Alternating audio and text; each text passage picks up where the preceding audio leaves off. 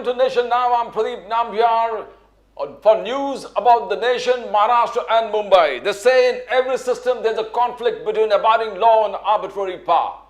The test for every democracy, it stands or it falls according to its own choice, whether to give supremacy to the law or to the will of the people, whether to constitute a moral association maintained by duty or a physical one kept together by force. Today we discuss about things about Prime Minister Narendra Modi का ये कहना है कि we are economically globally recognized with International Monetary Fund, Standard and Poor, Morgan Stanley, in all जो विदेशी organizations है economic, हमारा ratings एकदम जबरदस्त और GDP calculation 6.3, 6.5 के आसपास आ रहा है. That is what Mr. Modi says, and the Congress, the India Alliance का कहना है कि अगर इकोनॉमी इतना स्ट्रॉन्ग है, इतना पावरफुल है और दुनिया में इसका ख्याल रखा जाता है, then why are the industrialists moving away from India? That is what the India Alliance Congress Rahul Gandhi has to say. We are joined by esteemed guest Pradeep Peshkar Sahab from the BJP, Chintamani Kharkanis from the Uddhav Bala Thackeray Sena, and Bharat Soni Sahab from the Indian National Congress. Welcome to the show, sir. Welcome to the show. Peshkar Sahab, welcome. Soni Sahab, welcome. Kharkani Sahab, welcome to the show, sir. Thank you very much. Namaskar. Today, Thank you, Pradeep ji. Yeah, prime minister Modi ji का कहना है कि हमारा economy globally recognised है. The whole world is recognising how strong and powerful our economy is. Prime minister Modi का कहना है Moody's ने हमको 6.7% जीडीपी का ग्रोथ रेट फोरकास्ट किया है. International Monetary Fund 6.3% growth rate predict किया है. Goldman Sachs 6.3, Morgan Stanley 6.5. बोले इतना रोजी पिक्चर है पूरे नंबर 1 इकोनॉमी देश का, जिस प्रकार से हमारा फोरकास्ट आ रहा है.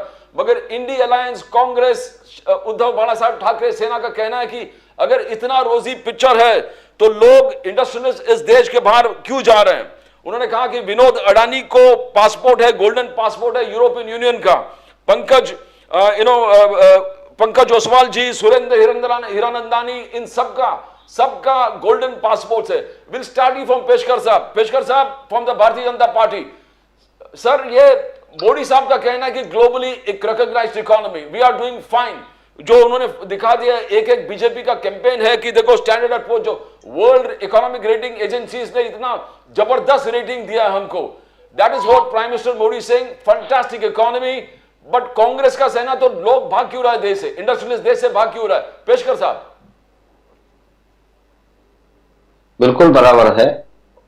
मोदी जी का कहना है, यहां से अगर हम डिबेट शुरू करेंगे बिल्कुल तो कांग्रेस का जवाब क्या आएगा ये हम समझ सकते हैं. लेकिन जब हम ये कहेंगे, पूरी दुनिया का कहना यह है कि वर्ल्ड इकोनॉमी में भारत का नंबर पहला अभी लग रहा है ग्रोथ रेट में. जो क्रेडिट रेटिंग्स कंपनीज है उन पर कांग्रेस का भरोसा नहीं है, ऐसा मुझे लगता है. जब कभी हमारे प्राइम मिनिस्टर मनमोहन सिंह हुआ करते थे तब कुछ चीजें अगर आईएमएफ कहती है तो बड़ा भरोसा कांग्रेस का और सभी विरोधियों का उस पर था.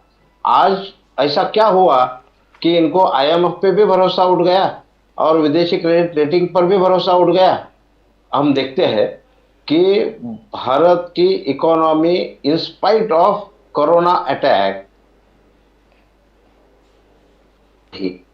हम लोग 80 करोड़ लोगों को मुफ्त में अनाज आज तक दे पा रहे हैं. और इतना समृद्ध देश पिछले 9 साल में हुआ है और सामर्थ्यवान हुआ है. समृद्ध और सामर्थ्य दोनों भी हाथ में हाथ डाले चल रहे हैं. तो मुझे लगता है कि आईएमएफ की रिपोर्ट जो आई है उस पर सोचना चाहिए कांग्रेसियों ने कि पिछले 50-60 साल में क्यों नहीं हुआ जो इस 9 साल में हुआ. तो ये जो फिगर्स आपने दिए तो सबके सामने है, अभी मेरे सामने पेपर है सब. वो फिगर्स के जाने पे बजाय हम लोग उसके पीछे का रीजन पे ज्यादा चर्चा करना आवश्यक है. क्योंकि ये ऐसा क्या हुआ कि ईज ऑफ डूइंग बिजनेस के रैंकिंग में भी हम बढ़ गए, गवर्नेंस के रैंकिंग में भी हम बढ़ गए, और यहाँ पर आने वाली कंपनियों के जो इन्वेस्टमेंट है उसमें भी हम बढ़ गए. ये क्या हुआ ऐसा 9 साल में? हम 50 साल में जो नहीं कर पाए, जो कर पाए वो अच्छा ही है, ऐसा नहीं कि कुछ नहीं हुआ, बहुत कुछ हुआ है. लेकिन 9 साल में ऐसा क्या बदलाव हुआ कि in spite of all attacks and जो कंडीशन आज रशिया और यूक्रेन में चल रही है, इसराइल हमास में चल रही है, मिडल ईस्ट में है, या हम लोग इधर देखेंगे तो ये दुनिया के कंडीशन में जब पूरी दुनिया के बड़ी बड़ी इकोनॉमियां नीचे जाती हुई दिखाई दे रही है, हम यूएसए का तो डंका बहुत बजा रहे थे इतने साल तक, लेकिन आज तो देखिए 2 के नीचे आने के लिए अभी वो रेस कर रहे हैं। तो हमारी इकोनॉमी इतनी मजबूत क्यों है और ये ऐसा क्या हुआ 9 साल में, इसके ऊपर उन्होंने ध्यान देना चाहिए, ना कि घिसी पिटी बातें करना चाहिए कि ये भाग गया, वो भाग गया, वो भाग गया। उसका तो जवाब मैं बाद में दूंगा, आपने बीच में जिक्र निकाला, लेकिन वो क्यों गए? अभी भागेंगे ही, जो चोर है वो तो मोदी के डर से भागेंगे ही। So, Soni Saab, before I come to you, I'll just go to Chintamani Kharkani Saab from the Uddhav Bala Saab Thackeray Sila. Kharkani Saab, you heard Pradeep Peshkar from the BJP. उनका कहना है कि रोजी picture इसलिए है और मोदी साहब का मेहनत लगातार, जो मोदी साहब जबरदस्त मेहनत करें 9 साल, जो बेमिसाल है, that is what Pradeep Peshkar from the BJP Singh. Kharkani साहब, आपका राय क्या है? मैं प्रदीप साहब को नमस्कार करता हूं। यहाँ पे मैं इतना ही कहना चाहता हूं कि खाली काउंटर अटैक और अटैक के लिए हम लोग बात नहीं करेंगे। हम सब लोग भारत देश के वासी हैं और हमें भारत देश के प्रति विश्वास होना चाहिए, ना कोई पार्टी या कोई व्यक्ति के ऊपर, क्योंकि व्यक्ति से या पार्टी से देश नहीं बनता। देश जो बनता है वो सभी भारतवासियों के वजह से बनता है। ये देश में हर धर्म का, हर मजहब का आदमी यहाँ पे रहता है और उसके वजह से ये देश की पहचान है। आज मुझे ये कहना है कि आपने एक जो चीज बताया कि 9 साल में हमारी बहुत तरक्की होगी, आपने तो उसका सबूत दे दिया कि 85 करोड़ लोगों को हमें मुफ्त में अनाज देना पड़ता है। इसका मतलब भारत देश में 85 करोड़ लोग वो बेकारी में हैं, वो लोग कमा नहीं सकते, वो निचले स्तर पे है। उनका रेशन कार्ड का कलर सफेद नहीं है, उनका रेशन कार्ड का कलर केसरी है। और ऐसे जो पिछड़े इकोनॉमिकली बैकवर्ड लोग हैं वो 85 करोड़ है। ये आपने ही बोल दिया है अभी। इसका मतलब क्या है कि देखो, हम लोग नींबू से लेके, नमक से लेके, चाय से लेके हर चीज के ऊपर जीएसटी लगा रहे हैं, जो कांग्रेस के राज में नहीं था। इतना हम लोग टैक्स इकट्ठा नहीं कर रहे थे। अभी दुनिया भर का टैक्स लगा के हम लोग पैसा जुटा रहे हैं, फिर भी हमारी इकोनॉमी बढ़ रही है, ऐसा अगर आप बोलते हैं तो गलत है। स्मार्ट सिटी कहाँ पे है? एक नितिन गडकरी का काम छोड़ेगा तो मुझे लगता नहीं कि ये भाजपा सरकार में कोई काम कर रहा है। किसी को मालूम तक नहीं है। हर एक आदमी नितिन गडकरी को पहचानते हैं, उनकी रोड और इंफ्रास्ट्रक्चर के वजह से। उनका भी कोई दूसरा हिसाब हो सकता है, उन्होंने भी पैसा जुटाया है पार्टी के लिए, वो हमें मालूम है। लेकिन नितिन गडकरी छोड़ेंगे तो बाकी कोई भी मिनिस्टर के सामने हम लोग ऐसा नहीं बोल सकते कि ये मिनिस्टर का काम बहुत अच्छा है। अभी हेल्थ मिनिस्टर का आप लेंगे तो महाराष्ट्र स्टेट में और पूरे देश में हेल्थ मिनिस्ट्री का काम अगर आपको देने का है तो कोई भी स्टेट में ऊपर के, मतलब मध्य प्रदेश, यूपी और नॉर्थ के कोई भी स्टेट में आप जाएंगे और सरकारी अस्पताल में आप जाएंगे तो मालूम पड़ता है कि हेल्थ की स्थिति क्या है। मैं प्राइवेट हॉस्पिटल की बात नहीं करता, क्योंकि प्राइवेट हॉस्पिटल लोगों से पैसे लेते हैं, गवर्नमेंट को टैक्स देते हैं और हॉस्पिटल चलाते हैं। उनका अपना एक हॉस्पिटल चलाने का तरीका रहता है। लेकिन अगर गवर्नमेंट की ड्यूटी है तो गवर्नमेंट कहाँ तक अपनी ड्यूटी कर रही है वो हमें देखना है। और इसके लिए ये सब चीज में स्मार्ट सिटी का टोटल फेल्योर हो गया। हर गांव में पानी और हर गांव में शिक्षा, ये टोटल फेल्योर हो गया। अभी भी बहुत सारे विलेज, महाराष्ट्र जैसे स्टेट में भी बहुत सारे विलेजेस ऐसे हैं, उत्तर प्रदेश में बहुत सारे विलेजेस ऐसे हैं, वहां पे पानी नहीं मिलता। लोगों को 2-2, 3-3 किलोमीटर जाके पानी भर के लाना पड़ता है। ये तो गवर्नमेंट का टोटल फेल्योर है। अगर उसके लिए आप कांग्रेस को और पिछले गवर्नमेंट को आप जिम्मेदार समझते हैं तो 2014 को इंडिपेंडेंस मिला कैसे आप कैसे बोलते हैं? अगर 2014 तक कुछ काम ये देश में नहीं हुआ और 2014 को इंडिपेंडेंस मिला ऐसा आप बोलते हैं, तो 2014 के बाद में 9-10 साल होने को आया, आपने क्या सुधार किया? और आपको कितने साल चाहिए? आपको अभी कितना वक्त चाहिए कि जिसमें ये देश बाकी देशों की तुलना में, जो यूरोपियन कंट्रीज है उसके तुलना में हमारा देश का नाम आगे बढ़े? खुद की पीठ थपथपा के हम लोग नहीं बोल सकते कि हमारा देश आगे है। मैं 23 कंट्रीज बाहर घूम के आया हूं और मैं बाहर देखा हूं कि भारत देश का एक ही आदमी का नाम सबको मालूम है और वो है महात्मा गांधी, और बाकी किसी का नाम मालूम नहीं है। ये मोदी जी कौन है करके मैं पूछेगा तो जो न्यूज देखते हैं और भारत के न्यूज देखते हैं उनको शायद मालूम रहेगा, लेकिन कॉमन आदमी को भारत के बाहर ये देश के किसी भी आदमी का नाम मालूम नहीं है एक्सेप्ट महात्मा गांधी। महात्मा गांधी दुनिया के कोई भी कोने में जाओ, महात्मा गांधी को सब लोग पहचानते हैं। इसके लिए मुझे ये कहना है कि ये अपना पीठ थपथपाना छोड़ दो, ये देश के लिए कुछ करना चाहिए। ये देश में पार्टी आएगी, पार्टी जाएगी, सत्ता किसी के हाथ में आएगी, सत्ता किसी के हाथ से जाएगी, लेकिन देश का बच्चों का भविष्य अगर हमारे हाथ में है ऐसा हम लोग कहते हैं तो हमें कुछ रियल में करना पड़ेगा, ना को कोई फिगर देके, क्योंकि आपके पास इकोनॉमिस्ट और उसके ऊपर फिगर देने वाले बहुत सारे लोग हैं। वो तो दुनिया भर की फिगर फेंकते रहते हैं, लेकिन असलियत क्या है वो देहात में जाके आप देखो, और असलियत क्या है वो नीचे रास्ते के ऊपर उतर के आप देखो तो मालूम पड़ेगा असलियत क्या है। Peshkar Sahab, I'll allow you to talk, but let me first go to Bharat Soni Sahab. Soni Sahab from the Congress. Soni Sahab, ये remarkable features बीजेपी का कहना है कि remarkable, पूरे economy has been globally recognized. Moody's 6.7% growth, IMF 6.3% growth, Goldman Sachs 6.3% growth, Morgan Stanley 6.5% growth. Modi साहब कह रहा है globally recognized. How do you see Bharat Soni साहब? सर ग्लोबल प्रदीप जी नमस्कार। ग्लोबल एजेंसीज की बात की जाए तो नोमुरा के सोमल वर्मा जी और आरबीआई के उपासना चाचरा जी के आप दोनों के स्टेटमेंट देखेंगे, दोनों के विभिन्न है। हाँ, एक कहता है कि जो जीडीपी ग्रोथ ये लोगों ने प्रोजेक्ट किया है वो किस प्रकार से है, और जो इंटरेस्ट रेट्स इन लोगों ने जो 200 बेसिस पॉइंट्स के जिस हिसाब से बढ़ाए हैं वो हिसाब से उसको देखना चाहिए।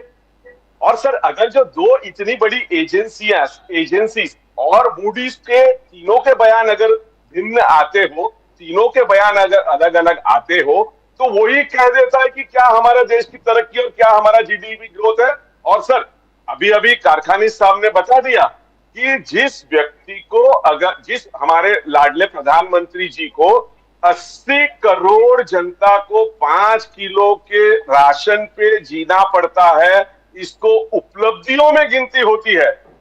सर ये उपलब्धियां हैं, और सर 5 साल वो उपलब्धियां चालू रखेंगे वो अगर सत्ता पे फिर से आएंगे तो 2024 में। सर इसे क्या उपलब्धि कहेंगे हम लोग? सर 80 करोड़ जनता अगर जो तुम्हारे 5 किलो राशन पे जीती है उसको आप अगर उपलब्धियां गिनते हो तो फिर हो चुका सर। और सर दूसरी बात, सर अगर मैन्युफैक्चरिंग सेक्टर को अगर आप बढ़ावा नहीं दोगे, जब तक मैन्युफैक्चरिंग, सर क्या हुआ है 2016 के कोरोना 2016 के पहले तो नहीं आया था, 2014 से 2016 के बीच में का ग्रोथ देख लीजिए, वहां पर आप क्यों नहीं ग्रोथ कर पाए? आपको एक इकोनॉमिस्ट प्रधानमंत्री ने देश हाथ में दिया था सर, वो खोखला और कंगाल देश नहीं था। आपने कितने हजार करोड़ रुपए आपने रिजर्व बैंक से विड्रॉ किए, वो पैसे गए कहां? अगर आप अगर अच्छा प्रोग्रेस किया, सर हम लोग सब भारतवासी है, हम लोग चाहते हैं हमारा देश तरक्की करे, और प्रधानमंत्री जी नरेंद्र मोदी जैसे व्यक्ति अगर है तो वो देश और तरक्की के लिए आगे बढ़ना चाहिए, नहीं कि वो 5 किलो राशन पे जीना चाहिए। तो सर मैन्युफैक्चरिंग सेक्टर की बात पे फिर से मैं आता हूं। अगर मैन्युफैक्चरिंग सेक्टर में से लोग निकल के एग्रीकल्चर सेक्टर में गए हैं सर, 48% लोग, 45 से 48% लोग मैन्युफैक्चरिंग से एग्रीकल्चर की तरफ चले गए। सर अगर आप वो एग्रीकल्चर को देखेंगे तो रिवर्स है सर, क्योंकि उनको काम नहीं है करके उसमें चले गए। सर अगर आप इनको बढ़ावा नहीं दोगे, आज किसमें है सर, कंस्ट्रक्शन इंडस्ट्री के वर्कर में उसमें जा रहे सर। सर कंस्ट्रक्शन इंडस्ट्री के वर्कर अगर जो आगे बढ़ रहा है तो ये हमारे देश के इकोनॉमी के लिए अच्छा नहीं है, क्योंकि वो सीजनल है, वो थोड़े दिन का है, थोड़े वर्षों का है सर। लेकिन अगर हम लोग मैन्युफैक्चरिंग को बढ़ाया तो मैन्युफैक्चरिंग बढ़ने से क्या है, हमारी साइकिल शुरू होगी सर। ये साइकिल को शुरू करने के लिए सर देखिए, कांग्रेस के पास एक थिंक टैंक हुआ करता है सर, वो थिंक टैंक इकोनॉमिस्ट लोगों का थिंक टैंक है। वो लोग सोचते हैं, वो लोग प्लान्स बनाते हैं। यहाँ पर कौन सा थिंक टैंक और कौन सा ये है सर, ये हमें अभी आज तक पता नहीं चल रहा है सर। तो आपको पता नहीं चल रहा है। पेशकर जी, बीजेपी का कहना है कि 60 साल लूट काल था और आपका 9 साल अमृत काल है। पेशकर साहब, यू वांट टू, आज चिंतामणि साहब ने और सोनी साहब ने जो पूछे, आपने देखा राशन कार्ड के बारे में बोले केसरी है, सफेद है, क्या जरूरत है, तो कैसे जवाब दोगे पेशकर साहब? नहीं, कैसा है, चिंतामणि सर ने कहा कि जवाब के लिए जवाब और काउंटर अटैक करने के लिए तो हम यहाँ बैठे नहीं हैं। बिल्कुल बहुत अच्छी बात बताई उन्होंने, और उसी लाइन पे आगे ले जाते हुए मैं थोड़ा कहूँगा कि 60 साल में जो नहीं हुआ वो करने का और अच्छा काम करने का जिम्मा जनता ने मोदी जी को दिया। मोदी जी यानी मोदी टीम इंडिया, इनको दिया। उसमें प्रशासन भी आया, शासन भी आया, लोक प्रतिनिधि भी आए, सभी मिलकर आए, ये जिम्मा दिया। तो बदलाव तो जरूरी है, और वो बदलाव थिंक टैंक के सहारे, जो अच्छे पॉलिसीज है, जो अच्छे गवर्नेंस के लिए जो रिफॉर्म जरूरी थे, वो करने का बीड़ा उठाया मोदी जी ने। कितने सारे कानून बदल दिए। अभी इकोनॉमिक ग्रोथ के लिए क्या जरूरी होता है, तो गवर्नेंस जरूरी होता है, हिंड्रेंस लेस गवर्नेंस जरूरी होता है।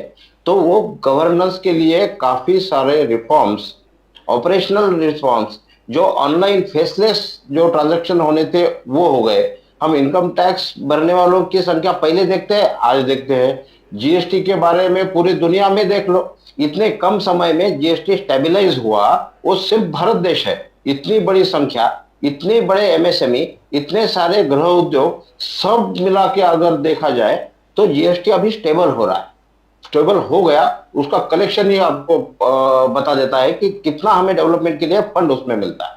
तो ये सारी चीज हमें देखने की जरूरत है। पहले पार्टियों ने तो हिम्मत भी नहीं की, सिर्फ बातें की कि हम लोग जीएसटी लाएंगे, क्योंकि मैं तो बहुत सारे उद्योग का कार्यकर्ता रहा हूं, मुझे पता है कि हम कितने सालों से मांग कर रहे थे कि जीएसटी चाहिए, यहाँ पर गुड्स एंड सर्विस टैक्स चाहिए, लेकिन हो नहीं पाया। होगी मुश्किलें तब की तब, लेकिन ये रिस्क लेके जब माननीय अरुण जेटली जी ने एक कदम रखा और मोदी जी ने पूरी ताकत के साथ उसको इम्प्लीमेंट किया, तो मुझे लगता है कि 2-3 साल मुश्किल में गए, सभी को गए मुश्किल में, क्योंकि वो सब नई सिस्टम है, सबको तकलीफ हुई। लेकिन एक बार जीएसटी का अभी स्टेबलाइज हो गया है, तो अभी जीएसटी के बारे में कंप्लेंट नहीं होनी चाहिए, और नहीं है भी नहीं। किसकी कंप्लेंट है? जिसको चोरी करना है, जिसको जीएसटी में चोरी करना है, सरकार का पैसा भरना नहीं है टैक्स, और उसको तो तकलीफ होनी ही होनी, उसमें तो हम कुछ नहीं बोल सकते। दूसरी बात, सर ने कहा कि 80 करोड़ लोगों के बाद जब मैंने निकाली, ये तो सपोर्ट सिस्टम है, इसके ऊपर डिपेंड रहना, ये बात मतलब ये गलत है। बाल की खाल निकालने जैसा ये बात हो गई कि आपने बोला तो ये ऐसा हो गया, ऐसा नहीं है। और आप अगर जो क्रेडिट रेटिंग्स कंपनीज है, एजेंसीज है, उनके ऊपर आप भरोसा नहीं करते हैं, तो मुझे बताइए, कांग्रेस के भरत सर है, तो अभी उन्होंने ही बताना चाहिए कि हिंडनबर्ग के रिपोर्ट पे आपका भरोसा है, जिसका आगा न पीछा, कौन है पता नहीं, लेकिन उसके ऊपर तो बस हाय हल्ला उठा दिया।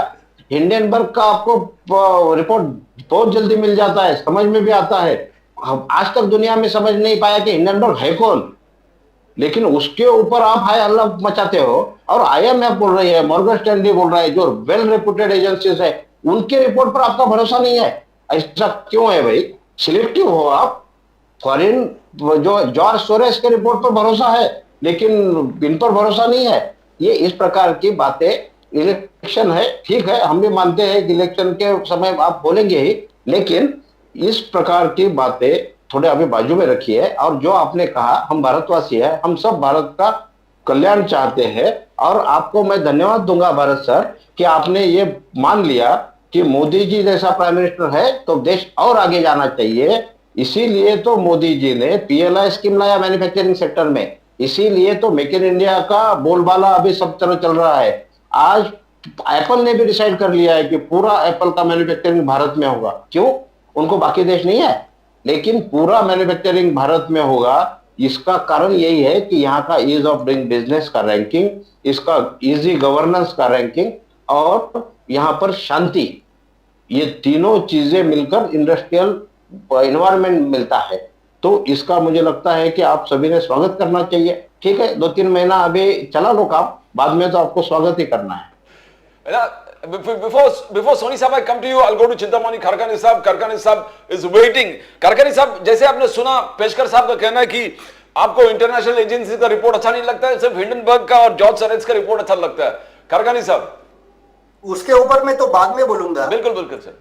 जीएसटी के ऊपर मैं पहले उनको पूछना चाहता हूं कि जिस दिन जीएसटी का बहुत बड़ा ऐलान हो गया, ये कोई भी गवर्नमेंट जनता के ऊपर टैक्स लगाती है, ये बहुत ढोल बजा के टैक्स नहीं लगाती, लेकिन इस गवर्नमेंट ने बहुत बड़ा ढोल बजा के टैक्स जीएसटी चालू किया।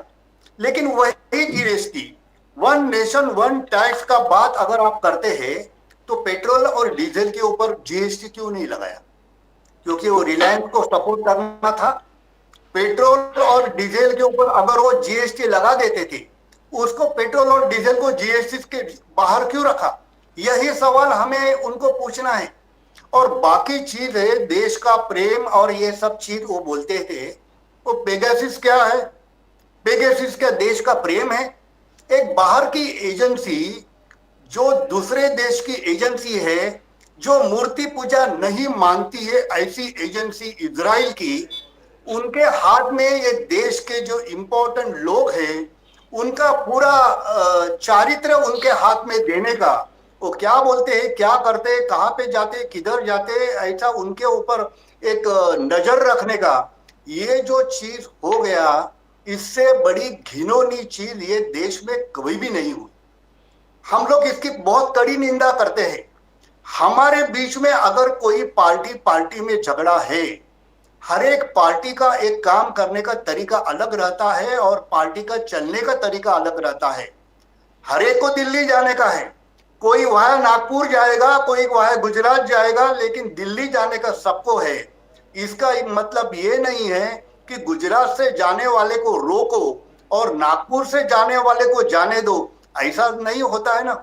और उसके लिए जो हर्डल लाया जाता है, वो इजराइल जैसे देश का लोगों को भारत का पूरा इकोनॉमिकल और पॉलिटिकल की जो उनके हाथ में देके हमारा देश को पूरा बर्बाद करने का यही धंधा है क्या पेगासिस में? जो इजराइल की कम्युनिटी है, जो इजराइल की कम्युनिटी है पूरे देश में 138 नेशन में, ये पेगासिस के ऊपर बोम चालू है। हर एक लोग चिल्ला रहे हैं। हमारे देश में तो कम है, हमारे देश में उसका नाम तक लिया नहीं जाता है, लेकिन बाकी देश में लोग चिल्लाते हैं। क्यों? क्योंकि उनके देश में इंटरफेरेंस करने का ये जो तरीका है, ये वर्चस्ववाद है। ये वर्चस्ववाद भारत में जैसा है वैसा भारत के बाहर इजराइल में भी है। इजराइल के लोगों के ऊपर हमारा बहुत प्यार था। अलीबाग में इजरायली लोगों को, यहूदी लोगों को हमने बहुत सपोर्ट किया था। हमने कभी इजरायली लोगों के साथ में नफरत नहीं किया, लेकिन इजराइल लोगों का चाल चलन और तरीका देखने के बाद हमें मालूम पड़ा कि देश की चाबी हम लोग इजरायली लोगों के हाथ में नहीं देना चाहते। इसके लिए हम लोग इसकी कड़ी निंदा करते हैं। हमारे जो पॉलिटिकल लीडर के ऊपर जो स्पाईवेयर लगा दिया है वो बहुत गलत है और ये देश के लिए हानिकारक है। आज आपने किया, कल हम करें तो इसका मतलब ये इम्यूनिटी का गेम, ये जो खुन्नस एक दूसरे के ऊपर निकालने का जो गेम है, वो गेम बहुत खतरनाक है। वो देश का सत्यानाश करेंगे। हम लोग लड़ रहे हैं देश की तरक्की के लिए। हर एक आदमी का तरक्की लाने का तरीका अलग अलग हो सकता है।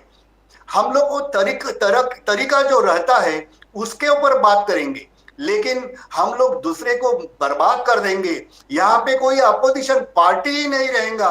कांग्रेस मुक्त भारत, शिवसेना मुक्त महाराष्ट्र, ये जो आपका काम करने का तरीका है ना, ये तरीका ठीक नहीं है।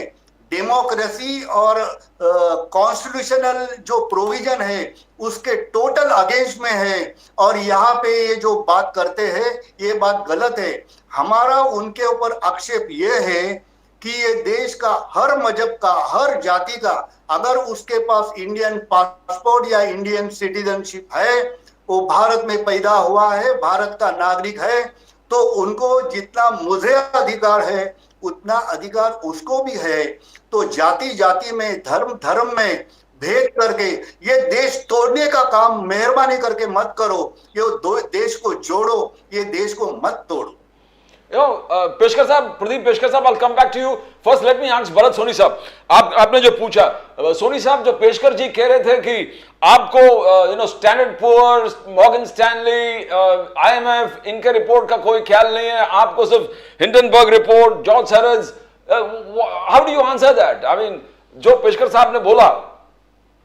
Pradeep ji, yes, Bharat Soni sir. I would come to that Hindenburg report and George Soros later on. Okay. First, if the Modi ji के अगर कायदे और मोदी जी के नेतृत्व वाला जो कार्यक्रम अगर इतना अच्छा होता, तो डिमोनेटाइजेशन जब हुआ था नोटबंदी, उस नोटबंदी में 50 दिन में कितने 60 चेंजेस आए। जीएसटी के अंदर 376 चेंजेस 10 महीने में, और जो किसान कायदा था, जो फार्म लॉस जो लाए थे, उस फार्म लॉस को 700 लोगों की मृत्यु होने के बाद वापस लेना पड़ा। अगर इसे अगर हम लोग नेतृत्व कहते हैं और इसे अगर हम लोग ease of governance, ease of administration कहते हैं, तो फिर हो चुका। सर, अगर अग्निपथ पे भी आप जाए तो अग्निपथ भी क्या है? वेल, अभी मैं अग्निपथ पे नहीं जाऊंगा, लेकिन हिडनबर्ग रिपोर्ट पे आऊंगा। सर, हिडनबर्ग रिपोर्ट के अंदर जिसके बारे में लिखा है वो तो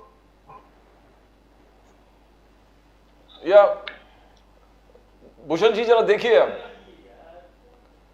Now we just disturbed Soni Sahab.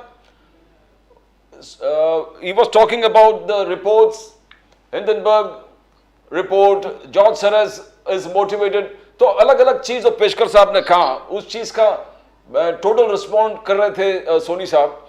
अब engineering is working on it and shortly will get everybody on air, but this is what, ये क्यों किया? सोनी साहब आप बोल रहे थे, बोलिए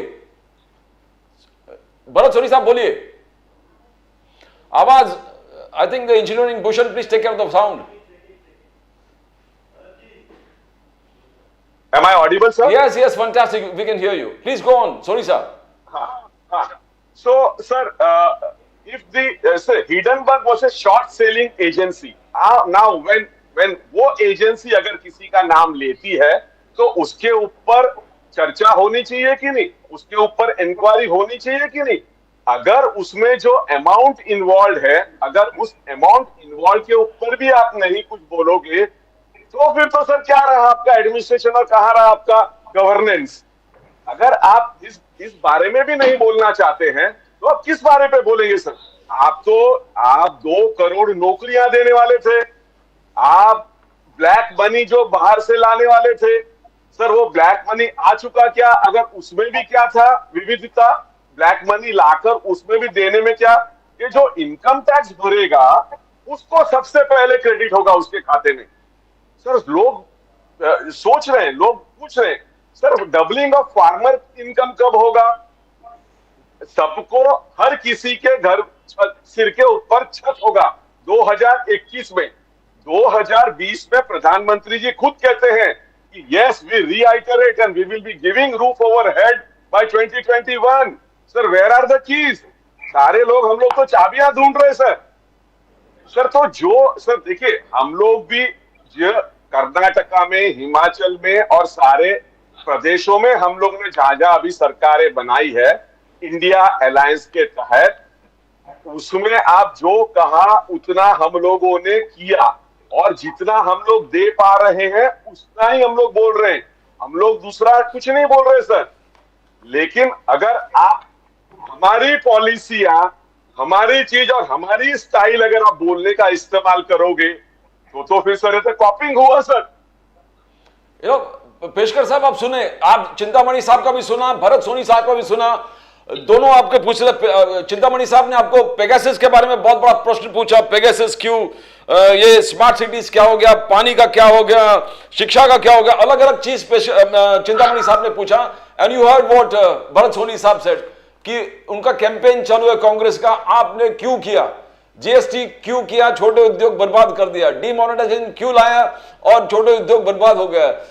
आगे जाके उन्होंने कहा 2000 रुपया नोट, शायद उनका वो कैंपेन में वो भी है, 2000 रुपया नोट अपने ही कार्यकाल में लाया। और how do you answer that, दोनों का, चिंतामणि साहब का और सोनी साहब का? पेशकर साहब, प्रदीप पेशकर साहब फ्रॉम द बीजेपी।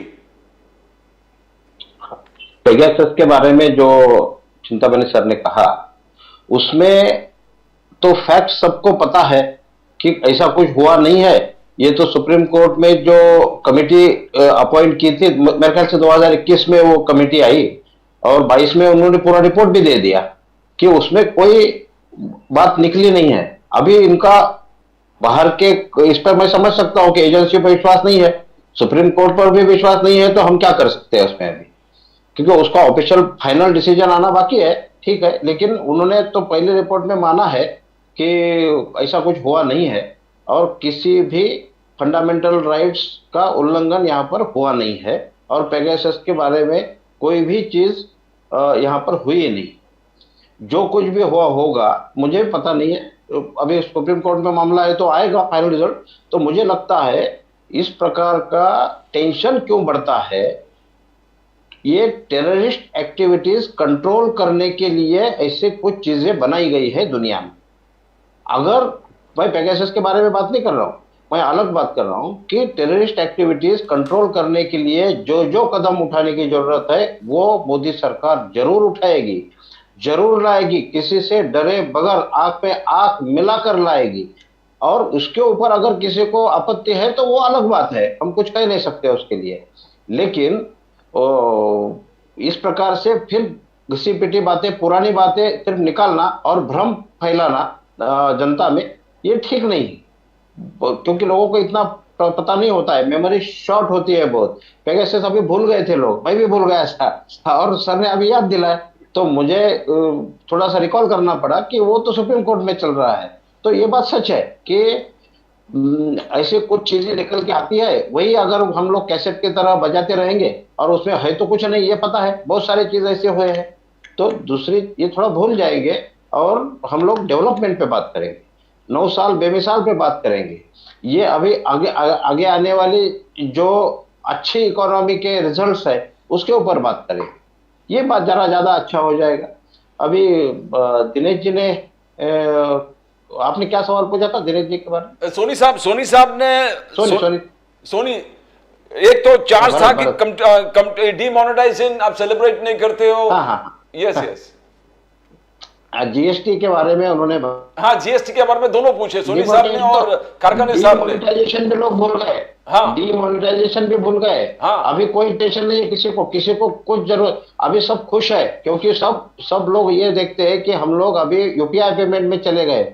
छोटे छोटे व्यापारी, छोटे छोटे उद्यमी जो है, एमएसएमई के माइक्रो नैनो लेवल के भी लोग हैं जो हथगाड़ी पे, रेडी पटरी पे जो धंधा करता है, वो भी अभी फोन पे, गूगल पे लेके बैठे हैं। तो वो तो अभी डिमोनेटाइजेशन का किस्सा ही खत्म हो गया और वो सक्सेसफुल हो गया। जीएसटी के बारे में इन्होंने बोले रिफॉर्म्स हो रहे, it is a ongoing process.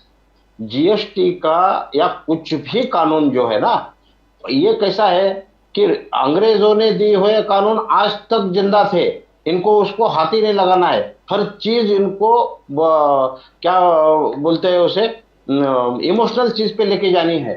ये बात ऐसी है कि फेडरल स्ट्रक्चर है हमारे यहाँ पूरे राज्य। जीएसटी एक ऐसा कानून है जिसमें जीएसटी का टोटल डिसीजन किसी एक के ऊपर डिपेंड नहीं है। अर्थ मंत्री जो माननीय सीतारमण मैडम है, उन्होंने अगर सोचा और कल बदल दिया, ऐसा हो नहीं सकता है। जब ये यूनिनोमसली जब डिसाइड होगा, हर स्टेट के फाइनेंस मिनिस्टर वहां पर उनकी राय रखेंगे और सभी का एक मत होगा, तभी ये जीएसटी में बदलाव हो सकता है।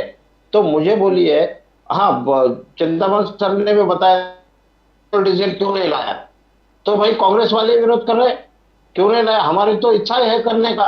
कांग्रेस के शासन के जो स्टेट्स है उनको एक बार पूछ के आइए, फिर बोलिए कि पेट्रोल और डीजल लाना चाहिए क्या। ये बात काउंटर अटैक की नहीं है, ये स्टेट का एक बड़ा रेवेन्यू है।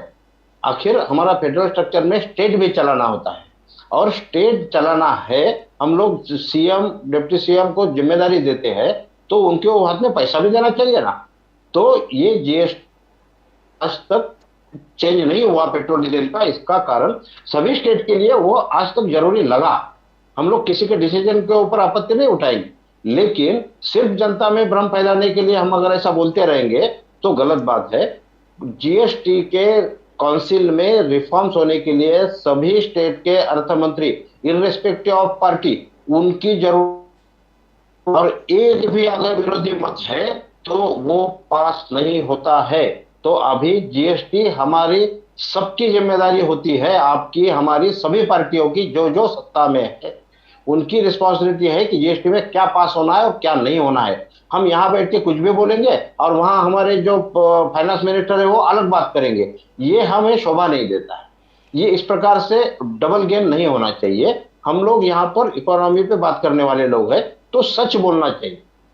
और पेशकर साहब, दूसरा जो चिंतामणि खरकानी साहब ने कहा कि ये कांग्रेस मुक्त भारत जो बीजेपी का नारा है, आपने उद्धव जी का सेना को तोड़ दिया, एकनाथ शिंदे सेपरेट कर दिया, शरद पवार साहब का पार्टी को तोड़ दिया, ये डेमोक्रेसी के लिए ठीक नहीं है, चिंतामणि साहब का कहना है। How do you see that?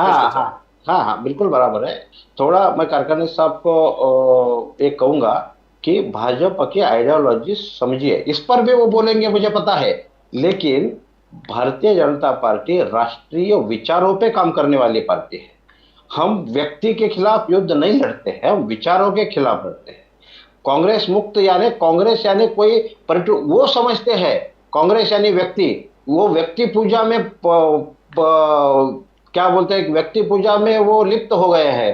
एक ही परिवारवाद में वो अटक गए हैं, इसलिए उनकी प्रॉब्लम है। शिवसेना का भी वही प्रॉब्लम थी, जो उद्धव ठाकरे परिवार की पार्टी है, तो परिवार के अगेंस्ट में कुछ नहीं है, कोई नहीं है, वो भी भारतवासी है, हमारे भारत के सम्मानीय नागरिक है, उनके ऊपर कुछ नहीं है। लेकिन हम विचारधारा के ऊपर काम करने वाले लोग हैं। कांग्रेस विचारधारा के ऊपर हमारा अटैक था, है और रहेगा। कांग्रेस विचारधारा मुक्त होनी चाहिए। भाजपा की विचारधारा राष्ट्रीय विचारधारा है, शिवसेना की विचारधारा। जब उद्धव जी ने बाला साहब ठाकरे जी का हिंदुत्व की आइडियोलॉजी छोड़ दी, वो कांग्रेस के साथ जाके बैठ गए, तो हमने तो कुछ करने की जरूरत नहीं पड़ी। माननीय मुख्यमंत्री एकनाथ जी शिंदे साहब के नेतृत्व में उनके ही 40 विधायक भाग गए। हम क्या करें उसमें? और वो निकल गए, हिंदुत्व के आधार पर निकल गए। उनको ही पूछना चाहिए, उन्होंने ही आत्म परीक्षण करना चाहिए खरकानी साहब ने, कि भाई ऐसा हुआ कैसे और क्यों हुआ। तो हम किसी के खिलाफ नहीं है, गलत विचारधारा को अच्छे विचारधारा से जवाब देने का प्रक्रिया चालू रहेगी। देखो, हम लोग आत्म परीक्षण नहीं कर रहे हैं, हम लोग इसके बारे में सोच रहे हैं। हम लोग ये सोच रहे हैं कि कश्मीर से लेके गोवा तक जितने भी रीजनल लोकल पार्टी है, वो मतलब महाराष्ट्रवादी गोमांतक पक्ष से लेके पीडीपी तक, महबूबा मुफ्ती के साथ में जिसके साथ में बीजेपी गई, उसको वो पार्टी को बीजेपी ने खत्म करने का कोशिश की। और वही पूरे देश में हो गया। लालू प्रसाद यादव होने दो, बिहार होने दो, ओडिशा होने दो, सब जगह पे बीजेपी जहां पे जाएगी वहां पे लोकल पार्टी को दबाने का, उसको खत्म करने का, यही उनका अगर राष्ट्रीयत्व है तो ये राष्ट्रीयत्व के अगेंस्ट में ये इंडिया गठबंधन हो गया है। कांग्रेस का और हमारा एक साथ में हर मुद्दे के ऊपर एक मत नहीं है। We are together to resist Bharatiya Janata party ideology, और भारतीय जनता पार्टी की आइडियोलॉजी खुद का वर्चस्ववाद है। और अब हम करें सो कायदा, ये जो भारतीय जनता पार्टी का विचार है, ये विचार के अगेंस्ट में ये इंडिया गठबंधन हो गया है। हर पार्टी अलग है ये गठबंधन में, हर एक आदमी अपना अपना एजेंडा लेके चल रही है, लेकिन सबका एक एजेंडा हो गया है कि अगर ये देश साबुत रखने का है, अगर ये देश एक संग रखने का है, तो भारतीय जनता पार्टी का विचार ये देश से हटना चाहिए। हम विचारों की बात करते हैं, हम भी विचार की बात करते हैं। अभी ऐसा हो गया, हर पार्टी के जो गए गुजरे लोग थे, हर पार्टी के जो करप्ट लोग थे, हर पार्टी में जिसके ऊपर भारतीय जनता पार्टी ने आरोप लगाया कि ये भ्रष्टाचारी है, वो भ्रष्टाचारी लोग पिछले दरवाजे से भारतीय जनता पार्टी में अंदर घुस गए, और भारतीय जनता पार्टी बोलती है ये सब चारित्रवान लोग हैं। इसका मतलब चारित्र का सर्टिफिकेट सिर्फ भारतीय जनता पार्टी देगी, और उसके ऊपर ये सर्टिफिकेट के ऊपर आपको जीने का अधिकार मिलेगा। ये तो गलत बात है भाई। चारित्र का सर्टिफिकेट आप नहीं दे सकते हैं। जो चारित्रवान नहीं है वो चारित्रवान नहीं है। और मैं आपको बताना चाहता हूं, आपके पार्टी के जो बुजुर्ग लोग हैं, जो हमारे साथ में एक जमाने में काम करते थे, वो भी अभी नाराज है। वो भी अभी बोलते हैं कि हमारे पार्टी में ये क्या चल रहा है। कृपा शंकर सिंह जैसा आदमी जिसके ऊपर आप हजारों करोड़ का आरोप लगाया था, और वो आदमी को अभी इतना क्लीन हो गया, वो खुद बोलता है मुझे अच्छी नींद आती है, मुझे अच्छा लगता है, मेरे ऊपर अभी कुछ आरोप नहीं है। ये सब कैसा होता है? ये जो आपका जो गुपित है, ये जो आपका सीक्रेट है, वो सीक्रेट अभी पूरे देश को मालूम हो गया है। आपने आदमी को नहीं लाया, आदमी के गुण दोष के साथ में लिया है। गुण को आपने उसका ऊपर ज्यादा जिक्र नहीं किया, लेकिन उसका दोष है वो आपके लॉन्ड्री में वॉश आउट हो गया, और आप बोलते हैं बाकी लोग जो दोषी है उनको भी हम उसके ऊपर ईडी, सीबीआई, इनकम टैक्स लगा के उनको भी हमारे पार्टी में हम लोग लाना चाहते हैं। मतलब जिनके जिनके पीछे अब पड़ेंगे वो अगर आपके पार्टी में आ जाएंगे तो वो लोग सब अच्छे हैं, और अगर आपके पार्टी में नहीं आते हैं तो वो तो परंपरावादी है, वो आपके फैमिली के लिए काम करते हैं, वो आदमी भ्रष्टाचारी है, ऐसी बात आप करते हैं। अगर आप व्यक्ति पूजा नहीं जानते हो, व्यक्ति पूजा आपको मान्य नहीं है, तो मोदी जी का मोदी मोदी मोदी ये क्या है? मोदी मोदी करके हर एक आदमी आपके पार्टी का जो नाच रहा है, किसकी पूजा है? एक व्यक्ति की ही पूजा है। अगर कोई मैच जीत गया तो मोदी जी के वजह से मैच जीत गया, अगर ऐसे आप बोलते हैं तो ये व्यक्ति पूजा नहीं है क्या? अगर शमी जैसा आदमी अगर इतनी विकेट्स लेके मैच जीत जाता है तो वो भी मोदी जी के वजह से जीत गया, और उसके वजह से उसने इतना विकेट गया। ऐसा अगर सोशल मीडिया के ऊपर आपके लोग कहते हैं तो मुझे बहुत अचरज लगता है। मतलब हर चीज का क्रेडिट दे दो उनको, प्राइम मिनिस्टर को क्रेडिट देना चाहिए। 1947 से जितने भी प्राइम मिनिस्टर हो गए, ये देश में एक क्या बोलते हैं, मैच बॉक्स भी नहीं बनती थी, लिखने की शाई भी ये देश में नहीं बनती थी। आज ये देश में सुपर कंप्यूटर बन गया, वो क्या सिर्फ मोदी जी के वजह से बन गया क्या? इसरो मोदी जी ने बनाया क्या? वो जो इतने बड़े हॉस्पिटल की चेन हो गई, वो क्या मोदी जी ने बनाया? हर प्राइम मिनिस्टर का योगदान है। मैं किसी भी प्राइम मिनिस्टर को ऊंचा या नीचा दिखाने का कोशिश नहीं कर रहा हूं, लेकिन आपकी वजह से ये इनमिटी बढ़ गया। जब भी कांग्रेस का राज था तभी हर मजहब का आदमी और हर पार्टी का आदमी स्वतंत्र वीर सावरकर को कोई उसके ऊपर इल्जाम नहीं लगाता था। लेकिन सावरकर सावरकर सावरकर आपने इतना कर दिया कि सावरकर की दूसरी बाजू है ना, वो कांग्रेस ने सामने लाई और उसके ऊपर बहस होने लगा। आप दोषी है, सावरकर का नाम बदनाम करने के लिए आप लोग दोषी है, ध्यान में रखो।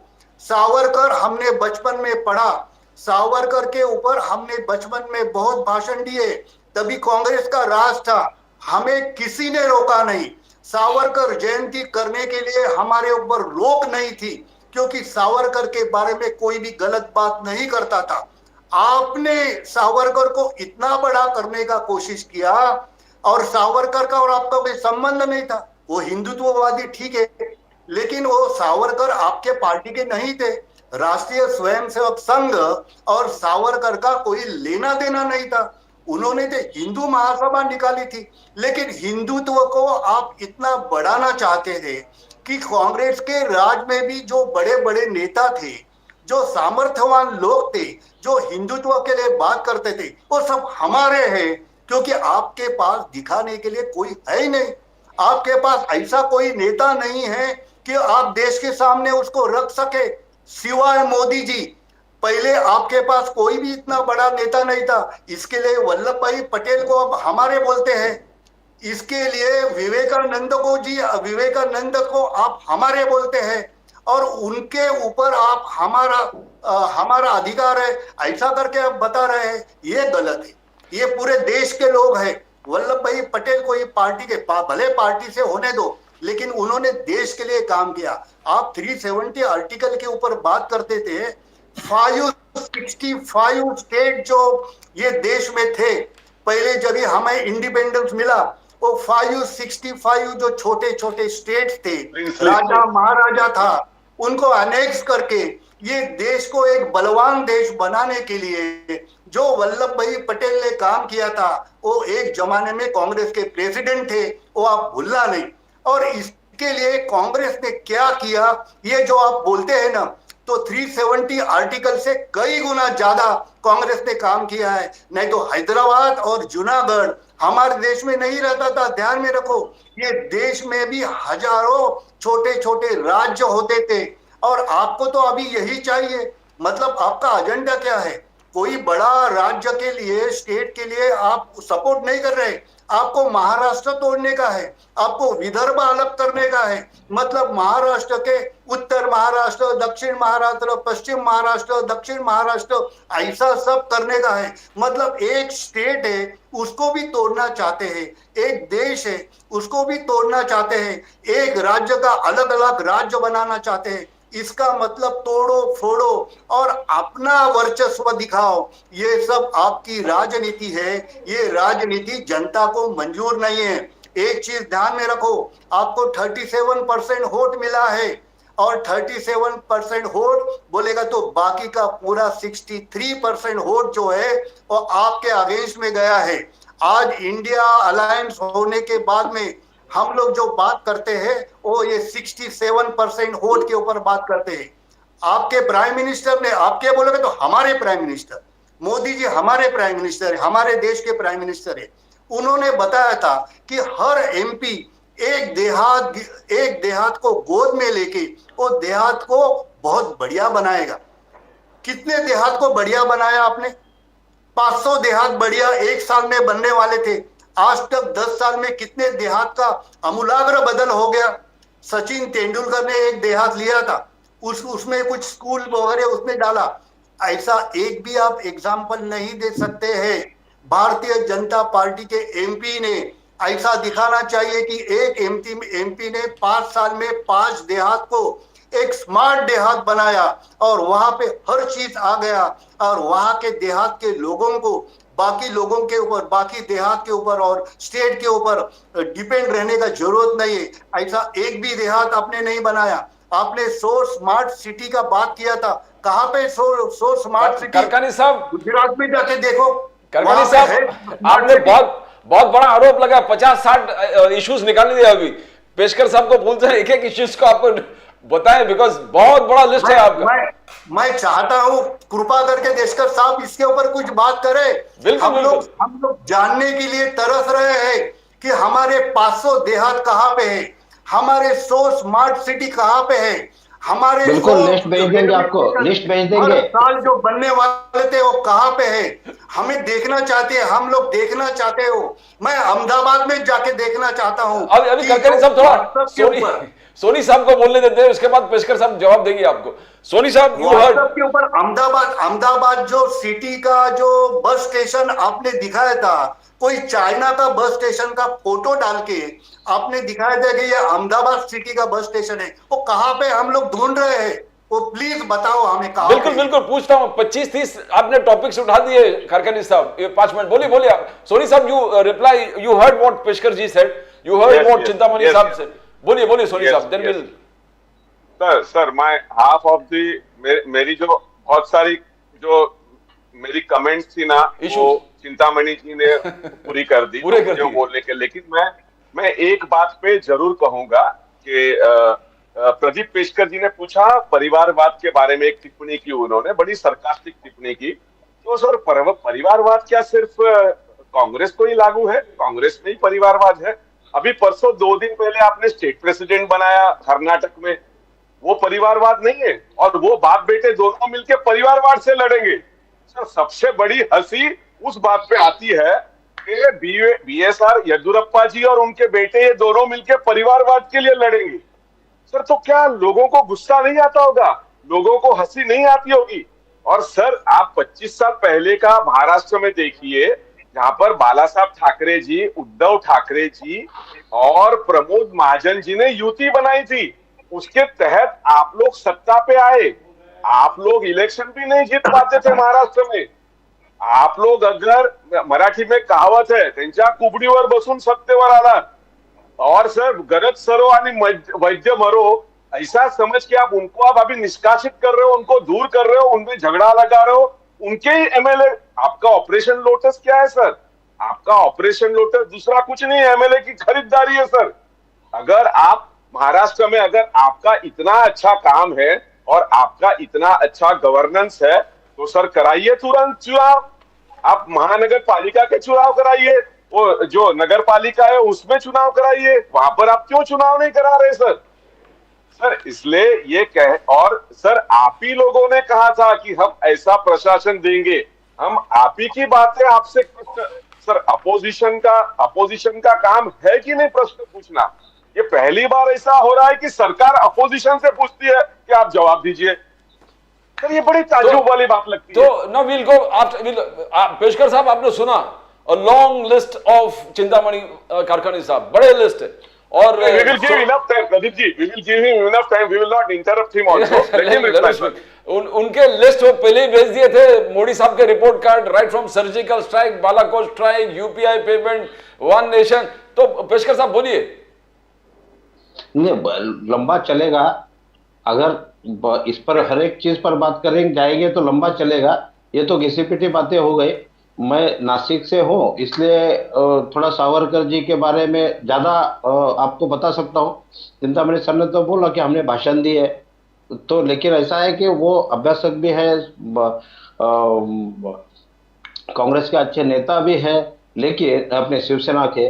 लेकिन एक बात वो भूल गए कि क्रांतिवीर जो विनायक दामोदर सावरकर है, उनके बारे में हमने अच्छा कहा, बड़ा बनाने की कोशिश की। बड़ा बनाने की जरूरत है ही नहीं, वो खुद इतने बड़े हैं कि किसी के बड़ा बनाने के मोहताज है नहीं। लेकिन हमने जब बातें उजागर की तो कांग्रेस ने उनकी दूसरी बाजू बताई, ऐसा उन्होंने बोला। अभी ये बात समझ में आनी चाहिए कि वो उन्होंने इंडिया आघाड़ी में जाने के बाद में वो एक्सेप्ट कर ली कि भाई हमारा ये अलग है। पहले एक बार आप उद्धव जी को या आपके जो बड़े प्रवक्ता है महाराष्ट्र के संजय राउत जी, उनको पूछ कर आइए एक बार, और फिर बोलिए सावरकर जी के बारे में। हाँ, तो पैसा है कि उनके ऊपर बोलना हमारी किसी की भी यहाँ के उतनी समझ नहीं है कि सावरकर जी के बारे में ऐसा कुछ बोले, क्योंकि हम प्रबुद्ध नागरिक हैं। हम लोग सिर्फ बात निकली इसलिए बात पे बात बोल लेंगे, ऐसा ठीक नहीं। तो वो बात थोड़ा बाजू में रखते हैं। सावर जी का जो महानता है वो है ही, किसी के बोलने से वो कम होगी नहीं, किसी के बोलने से लोग उनको भूलेंगे नहीं। दूसरी बात उन्होंने बोला कि हर एक पार्टी की आइडियोलॉजी है, अलग अलग है, हम लोग अलग है लेकिन फिर भी एक है। किसके लिए? तो हराने के लिए। तो उनके लिए काफी शुभकामनाएं। बहुत अच्छी तरह से अभी 5 स्टेट के इलेक्शंस है, वो राज्यों के उसके चुनाव। रिजल्ट में उनको 5 स्टेट में चुनाव है, तो उसमें उनको पता चल जाएगा। और पूरे इकट्ठा कितने हैं ये देख ही रहे हैं। जो उनके ऊपर जवाब देना, ये मैं यहाँ पर वक्त जाया करने के जैसा है कि इतने सारे बातें निकाले तो एक भी काम किया है नहीं उसने। कि अपना एजेंडा डेवलपमेंट के बारे में, अपना एजेंडा कल क्या होने वाला है इसके लिए है। नहीं तो फिर वो 575 जो संस्थानें थी उनको इकट्ठा के किया ना, लेकिन आपने कभी वो पटेल साहब का नाम सामने लाने की कोशिश नहीं की। सिर्फ भारत में कौन रहा, तो सब किसी किधर भी दिखाई दिया तो आधे पन्ने का इतिहास सरदार पटेल जी का, और बाकी सारे चीजें एक ही परिवार की। तो ये जो अलग अलग रवैया सबके लिए आपने अपनाया। Mahatma Gandhi ji is great. महात्मा गांधी जी के बारे में तो हम भी कहते हैं, आप भी कहते हैं, सभी पूरी दुनिया कहती है, आपने बता दिया। लेकिन आज जो भारत के युवा बाहर है, बाहर के देश में है, उनको जरा जाकर पूछिए, रास्ते में भी जाते आते लोग उनको टोकते, are you Indian? Modi Modi, you are from Modi country. तो ये क्यों हो गया? ये सम्मान क्यों मिलने लगा? महात्मा गांधी जी का उसमें कम नहीं होता है। महात्मा गांधी जी के विजन पर चलने वाले स्वच्छता अभियान मोदी जी को लाना पड़ा। महात्मा गांधी जी का जो गरीबों का कल्याण की बात, गरीब कल्याण योजना मोदी जी को करनी पड़ी, आपने किया नहीं। लेकिन हम लोग महात्मा गांधी जी को कम करके मोदी जी को बड़ा बनाने की कोशिश नहीं कर रहे। दोनों भी अपने जगह पर बड़े हैं, और आज दुनिया ने माना है कि Modi ji is world leader. वो एक विचार है। मोदी इज नॉट अ व्यक्ति, इज अ वृत्ति। तो हम डेवलपमेंट के बारे में, देश के प्रति कितनी कितनी कठोरता होनी चाहिए अपने पूरे जीवन में सॉरी, मोदी जी ने दिखा दिया है। इतना आदर्श प्रधानमंत्री हमें मिला, ये गर्व की बात है। अभी भरत जी पे आते हैं। भरत जी ने तो ज्यादा कुछ कहा नहीं, परिवारवाद पे ही उन्होंने बोला है। परिवारवाद, भ्रष्टाचार, तुष्टीकरण। हाँ हाँ हाँ, वो तो वॉशिंग मशीन वगैरह वो पुराना हो। अभी ऐसा है, जो कोई भी, हाँ उस पर भी मैं थोड़ा बोलना चाहूंगा, जो भाजपा में आता है उसके ऊपर का सब केसेस निकल जाता है। ये गलत फहमी मत फैलाओ, क्योंकि किसी का कोई रिपोर्ट, किसी का कोई केस विड्रॉ नहीं होता है। सबकी कार्रवाई चालू होगी या वो चालू रहेगी, क्योंकि ये कानून का काम करता है। कानून का काम करता है। थोड़ा विश्वास रखना शुरू करो कि प्रशासन में दखलंदाजी हम करते नहीं है, क्योंकि जो गलत है उसकी सजा देने का काम सुप्रीम कोर्ट का है, हाई कोर्ट का है, और वो एजेंसीज का है। हमने उस एजेंसीज पे प्रभाव डालने की जरूरत नहीं है। आज मोदी जी ने फ्री हैंड दिया है उनको कि yes, as per law you have to act. और जब सब एजेंसी अपने अपने एक्ट पर, जो एक्ट लिखा है, डॉक्टर बाबा साहेब अम्बेडकर जी ने जो हमें घटना दी है, जो कानून दिया है, उस कानून में जो लिखा है, आज तक वो एजेंसी लागू नहीं कर पाई, क्योंकि उधर से फोन आता था, जनपद से, इधर से, उधर से। तो ये फोन आने का काम जो है ना, वो अभी बंद है। अभी इस बार ये ऐसा है कि जो एक्ट में लिखा है उस प्रकार से आप काम करो, तो फ्रीडम मिल गया। फ्रीडम मिलने से आफत आ गई इन लोगों पर जो घोटालेबाज है, उनके ऊपर बिल्कुल उनको डरना ही है, और उनको कोई छूट नहीं है। जो भाजपा में आए, कहीं भी जाए, मैं भाजपा का सच्चा कार्यकर्ता करके ये कह सकता हूं कि भाजपा में आए हुए किसी के केस बंद नहीं होंगे, और हुए भी नहीं है। और परिवारवाद की बात चली, जो कर्तृत्व के आधार पर सामने आता है वो तो वेलकम है, लेकिन आप प्रधानमंत्री जी के लिए उम्मीदवार एक बार ढूंढ के बताओ। आपको तो एक ही परिवार दिखाई देता है, चाचा हो गई, पिताजी हो गए, माताजी तो अभी उन्होंने त्याग किया ऐसा कहते हैं, ठीक है, उन्होंने छोड़ दिया। दो तीन प्रधानमंत्री छोड़कर बाकी तो सब परिवार युवराज को ही बिठाने की कोशिश चल रही है। भले ही वो कभी होंगे नहीं, लेकिन ये सारी चीज, आपको तो नेता भी नहीं मिलता है पार्टी में, तो अब हम क्या कहें उसके ऊपर।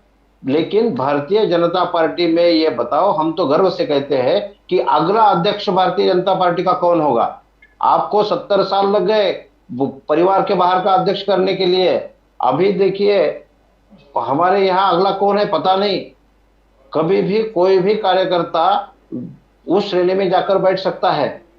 तो परिवारवाद पे बात करना कांग्रेस ने बंद करना चाहिए। वो उनका डीएनए में है कि एक ही परिवार हाथ में ही वो सब उसकी ये रहेगी, सत्ता रहेगी, ऐसी बात है उनकी। We'll come to the last part of the program. Karkani साहब, today उद्धव ठाकरे जी ने इलेक्शन कमीशन को लेटर लिखा है कि अमित शाह जी ने जो मध्य प्रदेश में बात किया, क्या अलग अलग कानून है क्या सबके लिए?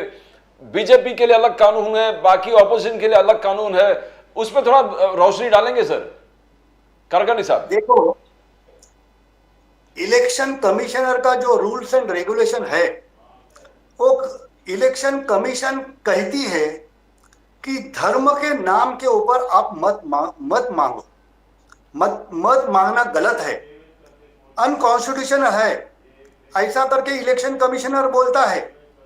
ये इलेक्शन कमीशन मोदी जी के ऊपर कुछ बात नहीं करती जो धर्म के नाम के ऊपर कर्नाटक ने उसने मत मांगा था।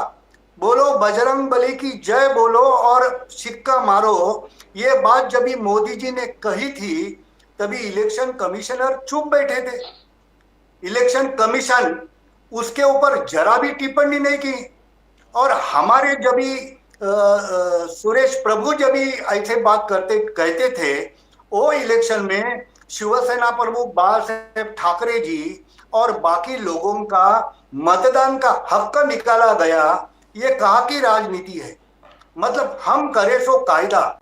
इलेक्शन कमीशन हमारे हाथ में है, हम जो कहेंगे वैसा इलेक्शन कमीशन काम करेगा। ये जो राजनीति करने का तरीका है, इसको ही वर्चस्ववाद बोलते हैं।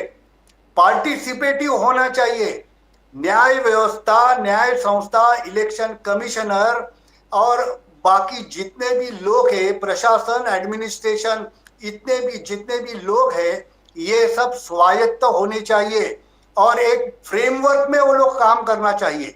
कॉन्स्टिट्यूशनल फ्रेमवर्क रहता है, उसमें वो लोग काम करना चाहिए।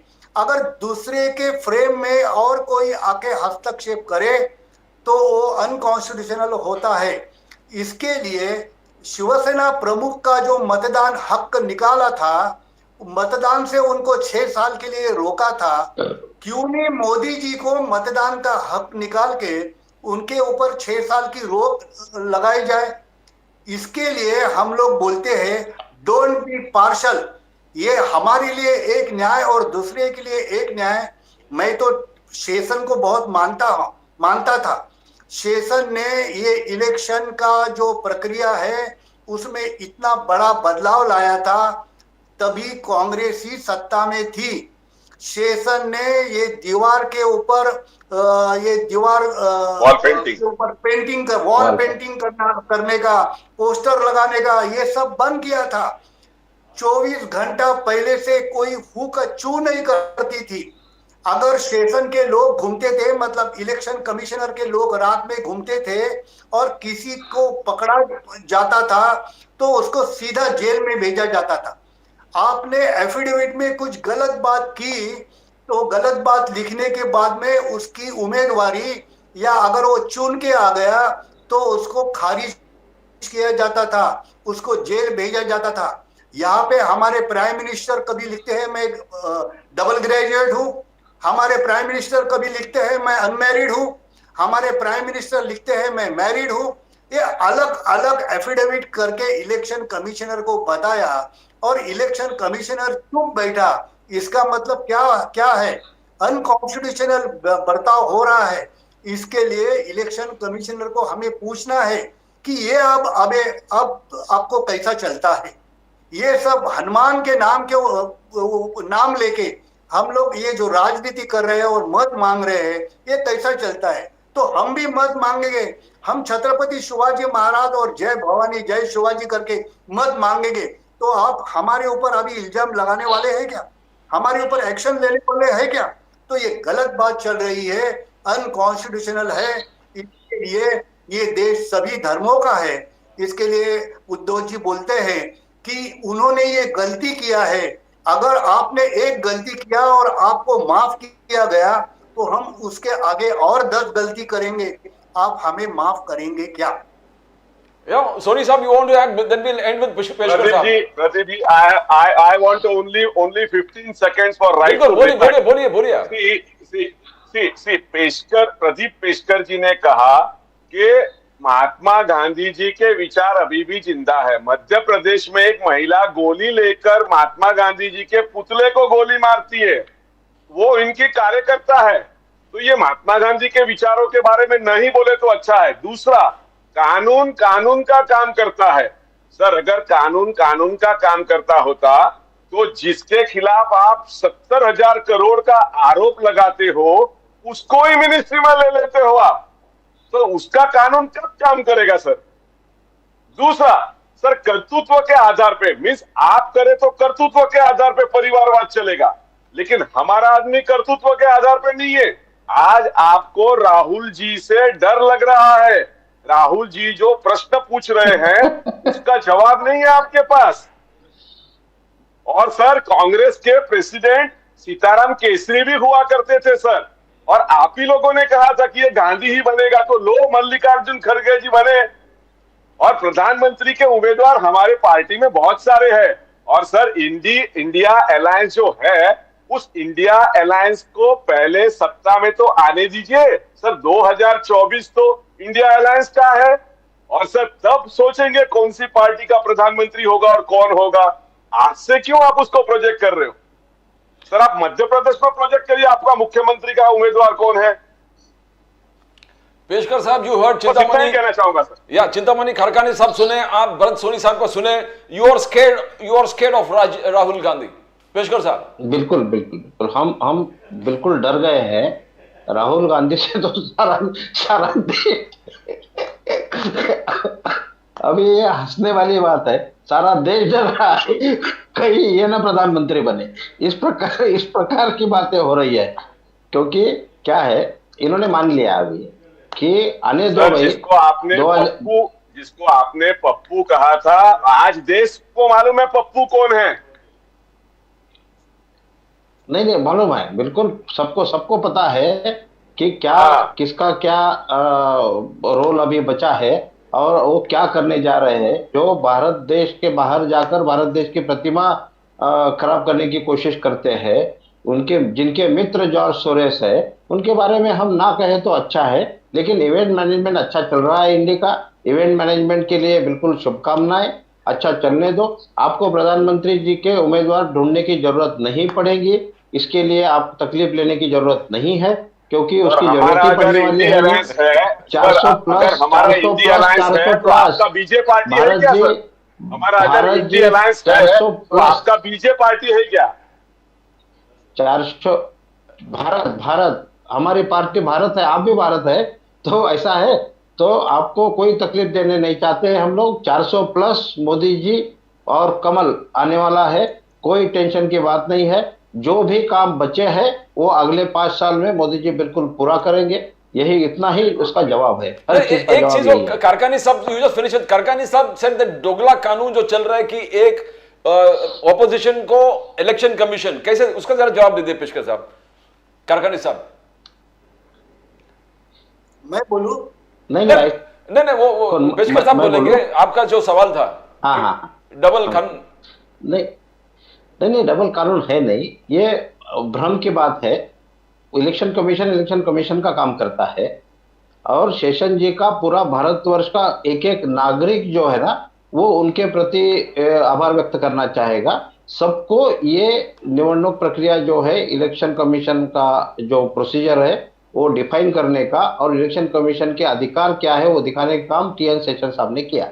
इसके लिए तो हम सारे आभारी हैं उनके, और हर एक पार्टी कुछ भी हो, हर एक नागरिक उनके ऊपर आभारी है। लेकिन अभी दोगला कानून वगैरह कुछ नहीं है, एजेंसियों को पूरा फ्रीडम है। इनके इंडिया आघाड़ी के हर एक चीज का विरोधियों का प्लान क्या है मैं बोलता हूं आपको। इनके अगेंस्ट में गया डिसीजन कुछ भी एजेंसी हो तो वो गलत, और वो एजेंसी को टोक देंगे। जब इनके फेवर में गया तो फिर ठीक है। अभी हमने 10 बार देखा है, माननीय सुप्रीम कोर्ट के बारे में भी उनके महान संपादक जो है एडिटर वही कहते हैं, और रोज एक दूसरी बात है।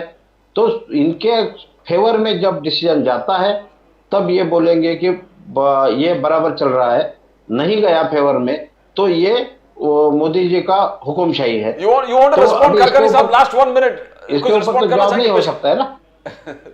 पेशकर साहब बोल रहे कि अभी आपको प्राइम मिनिस्टर कैंडिडेट ढूंढने की जरूरत नहीं है, मोदी साहब फुल मेजोरिटी में आएंगे।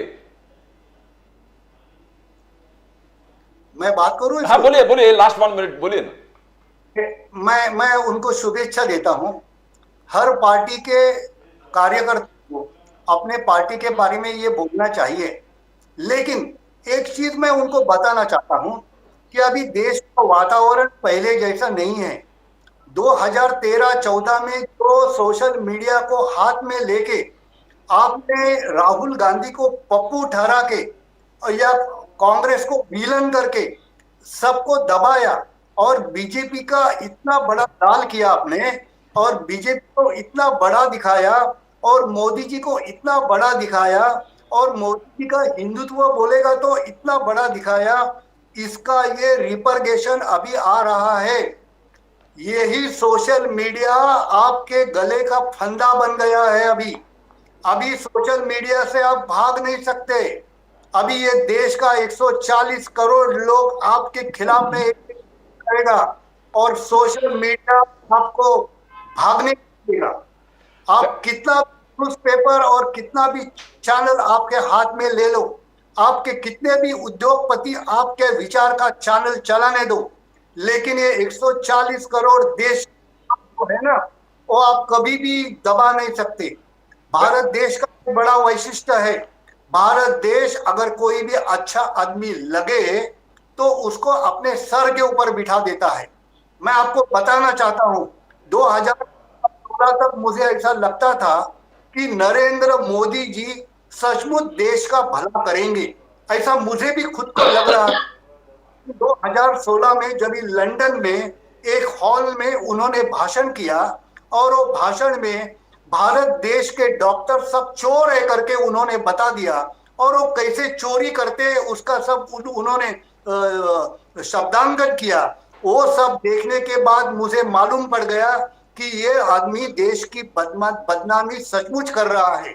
और ये आदमी अगर ये छोटे छोटे चीज में आपको बढ़ावा देने के लिए, मैं बड़ा हूं, मैं श्रेष्ठ हूं, मैं सबसे ज्यादा बलवान हूं, और मेरे सिवा ये देश नहीं चल सकती, क्योंकि मैं जो गुफा में बैठूंगा, वो गुफा में मैं अगर ध्यान लगाने के लिए बैठूंगा तो मैं अकेला होना चाहता हूं। खरकानी साहब, will allow आपने प्राइम मिनिस्टर मोदी पे चार्ज लगाया था लंदन। इफ पेशकर साहब wants to reply, will end with his reply. Sir Peshkar साहब, नहीं, ऐसा कभी भी हुआ नहीं है। अभी मनगढ़ंत बातें बताना तो अभी खरकानी साहब ने अभी शुरू कर दिया, तो अब क्या करेंगे? डॉक्टर के ऊपर पैसा कुछ घटनाएं हुई होगी, उसके बारे में कुछ कहा होगा। सभी डॉक्टरों के ऊपर अगर इल्जाम लगाते हैं तो इस प्रकार से कोई घटना हुई नहीं है, और इसका कोई प्रमाण देने की आवश्यकता है नहीं। मुझे लगता है कि वो अभी आवेश में आ गए और वो बोलते जा रहे हैं। तो ठीक है, 2014 तक, वो 2014-15 तक वो मोदी जी अच्छे लगते थे उनको, क्योंकि उनकी पार्टी सत्ता में थी, शामिल थी। आज वो बाहर गए तो उनका कंपल्शन है बोलना। अभी उनका कंपल्शन हम समझ सकते हैं। थैंक्स पेशकर साहब, थैंक यू प्रदीप पेशकर साहब, thank you so much, thank you Bharat Soni साहब, थैंक यू खरकानी साहब, Chintamani Khurkani Sahab, thank you very much. It has been a fantastic discussion. It has been a very, very good discussion. Everybody talked so well, with fully informed discussion था. Thank you very much. तो मैं thank you बोलता हूँ कि उन्होंने कोई चीज हमारी मान ली, वो भी हमारे लिए बहुत ज्यादा है और आगे चल उनको आगे मानना पड़ेगा और उसके लिए मैं उनका शुक्रगुजार हूँ. थैंक यू वेरी मच भारतीय जनता पार्टी. Thanks Kulkarni साहब. Bharat Soni साहब, thank you so much. Fantastic. Thank you, Pradeep ji. Thank you so much. Thank you, Chintamani ji. Thank you, Petkar ji. Thank you so much. That's what they say. It has been a fantastic discussion. Well learned men. So much of information. So much of matter that concerns India and so very well discussed. So very well discussed by entire panelists. Really honored. As I say, we the people hereby resolve to constitute India into a sovereign, socialist, secular, democratic republic. That's what the preamble to the constitution says. And hereby resolve to constitute India into a sovereign, socialist, secular, democratic republic and to secure to all citizens justice, equality, liberty and fraternity. The pillars of our constitution, they say unshakable, unpregnable. So whichever political system rules us, we hope that the constitution is preserved by those political leaders and by all political leaders. The opposition has a place, the ruling elite has a place, the ruling political system has a place, everybody. And we believe all parties together will protect the constitution and the people. That's all from Pradeep Nambiar Nation. Now we'll come with more news concerning the nation, Maharashtra and Mumbai. Till then, bye for now.